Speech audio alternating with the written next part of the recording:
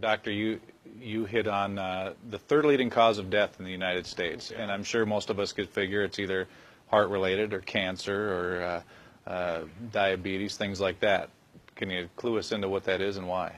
Yeah, okay, and thank you for asking that, because this is the 10,000-pound gorilla in the room that nobody's talking about. The third leading cause of death, as published in the Journal of the American Medical Association, is MD-directed treatments.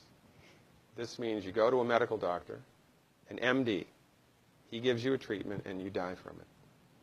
According to the United States Department of Health and Human Services, 15,000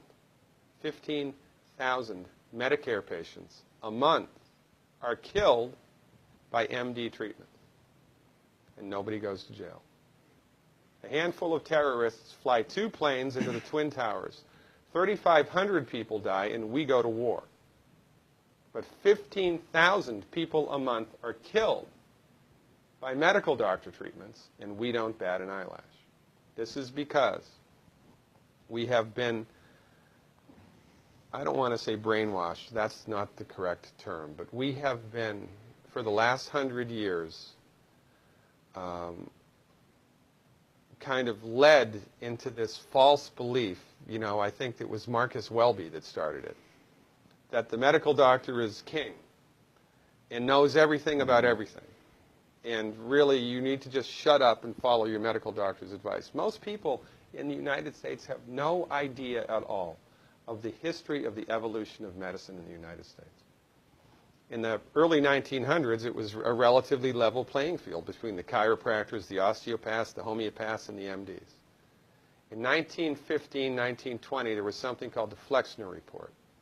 The Carnegie Corporation funded this man named Abraham Flexner. He went all around the country, and he went on stagecoach and train and horseback. This was before the interstate highway system, right? Took Flexner 5 years to do this. He went all around the country and did an inventory of all of the medical schools that prescribed drugs. He brought the list back to the Carnegies, who owned drug companies, and then the Carnegies and the Rockefellers gave millions of dollars of free money to the medical schools and hospitals in the United States that were prescribing drugs. That was the beginning of the end. After the Flexner Report, there was no more level playing field in the United States. And the MDs started a juggernaut that's taken off. Most people in the United States think that the predominant medicine here, MD-directed pharmaceutical medicine, we think that those guys are top dog because their therapeutics are better than the homeopaths or the naturopaths or the chiropractors. It's not.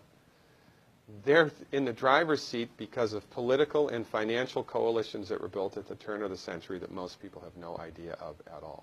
And it's a gigantic problem. And I mean, it's crazy, right? It's the third leading cause of death. And yet, when the government makes noise about messing with people's insurance, everybody freaks out. Mm-hmm. And that's a whole other thing to talk about, isn't it? Because what is medical insurance? When you buy medical insurance, what are you doing? You're betting that you're going to get so sick you will not be able to afford it. Mm-hmm. Right? Yeah. Right.